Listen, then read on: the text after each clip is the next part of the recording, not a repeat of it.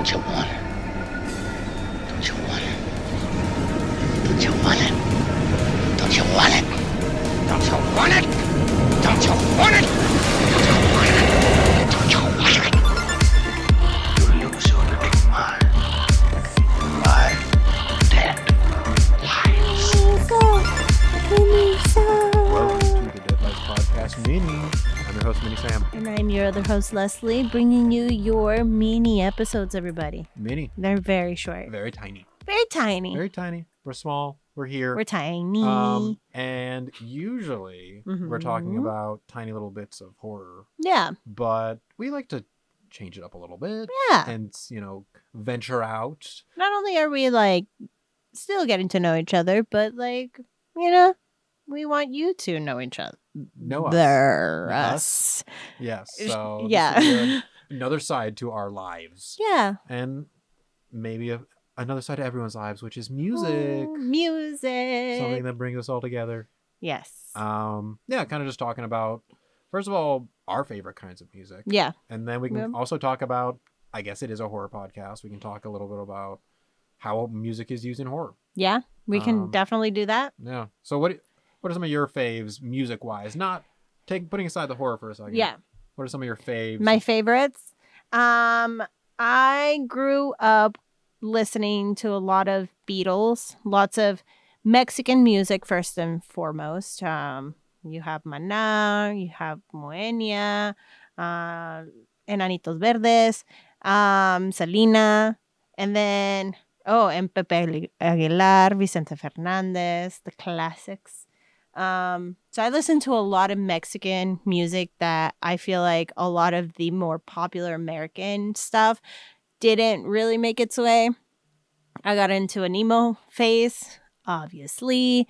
So I listened to a lot of Linkin Park and Evanescence. It was really early, very touching the water because my mom didn't allow me to listen to a lot of that stuff. But the Beatles, they were pretty that wasn't censored, so I listened to a lot of that growing up. And now I listen to a lot of Kendrick Lamar, a lot of Lizzo, lots of chill hop in my life.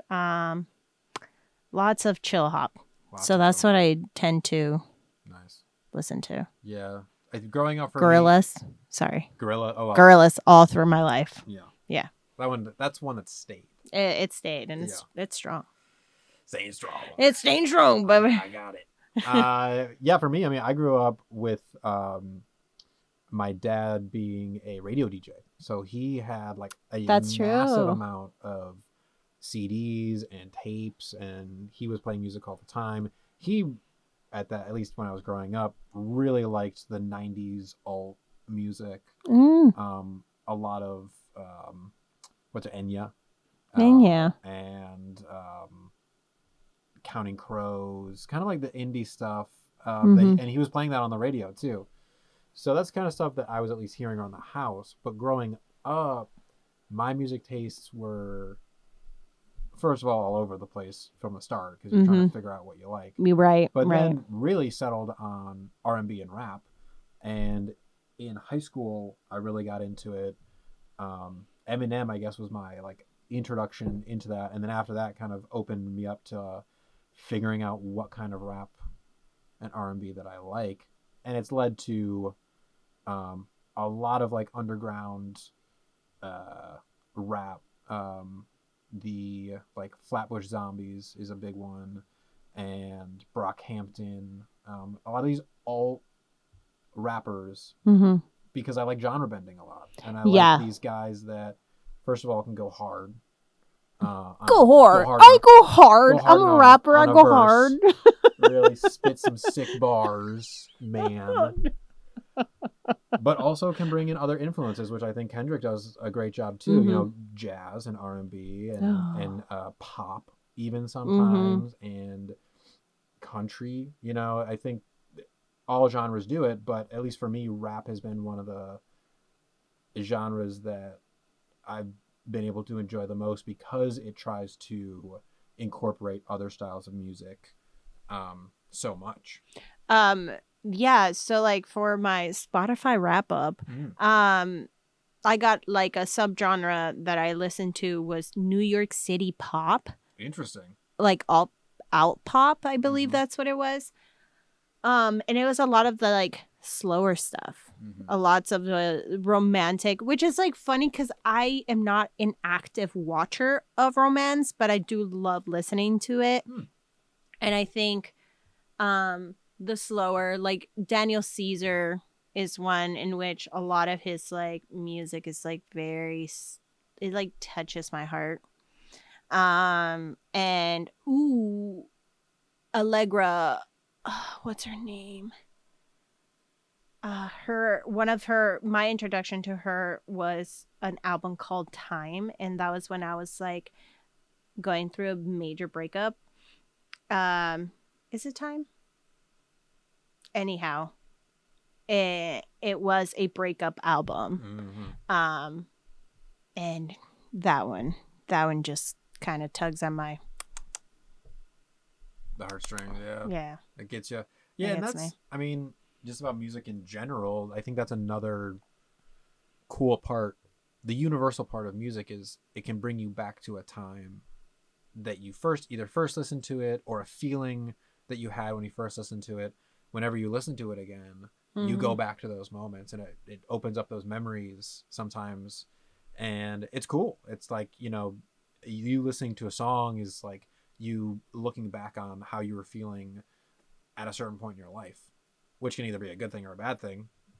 But yeah, it's like, at least for me, sometimes like a little bit of like a key to unlock those like past memories or whatever. I will like listen to a song, and then I have a random memory of me on the train going to college or something, and then it like takes me back to that headspace. And Did you ever listen to Never Shout Never?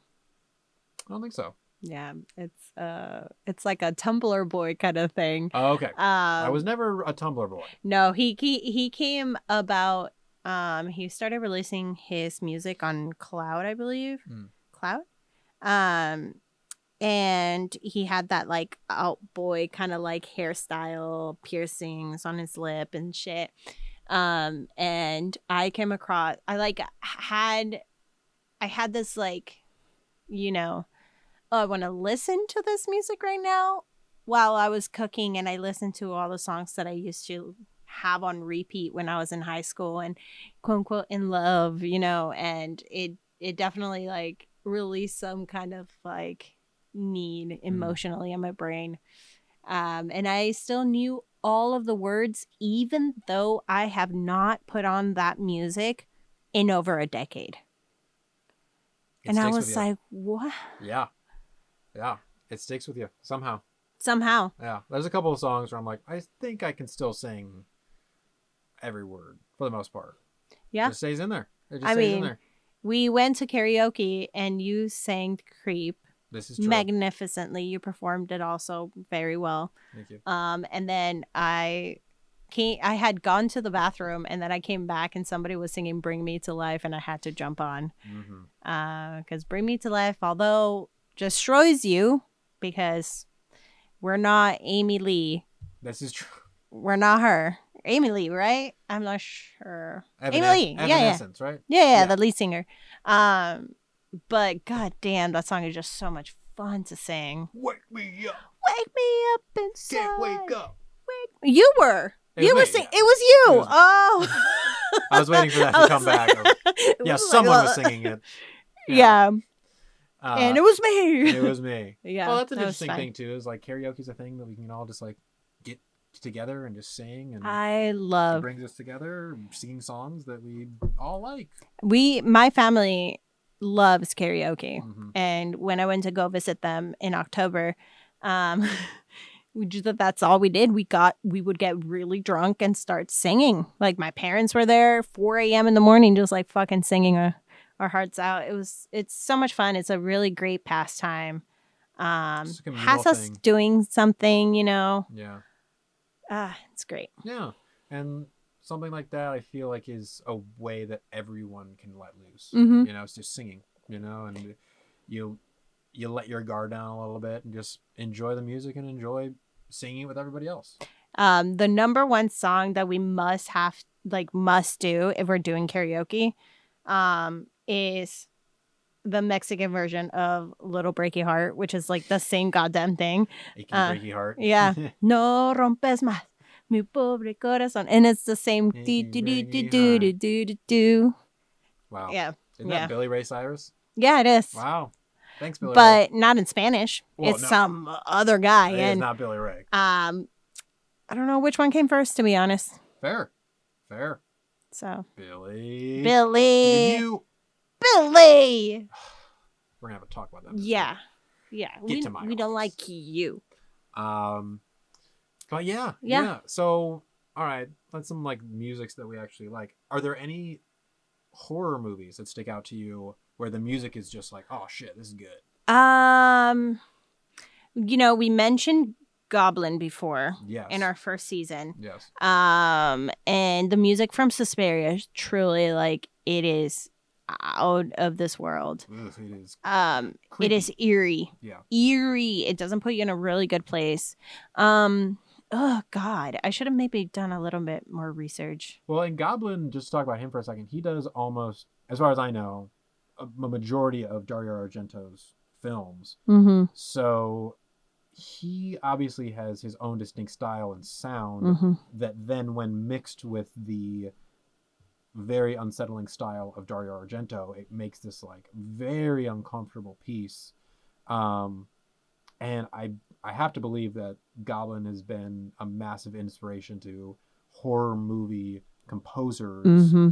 since he started doing his thing, because like there's some seriously unsettling sounds in Suspiria, in Deep Red, that Oh, Deep Red. Yeah. that just like they make your skin crawl. Oh yeah. And I don't know, I can't put my finger on what that sound sounds like, but it just like gets under your skin. It's unsettling. I mean, it's the whole psychology too that we mentioned, that I still have not fact checked, but it is like it awakens our survival mode, Mm-hmm. and we just want to run out that door. We're just like, see you later. I don't want to be here anymore. Yeah. And that's all just like our instincts kicking in. And he's just found that sound that he's like, ooh, that feels bad, Mm-hmm. and making a whole song about it. And you saw his music live, Yeah. too, which how was that as a live performance? Oh my God, it was amazing. He's full of passion, and he had been touring this piece of him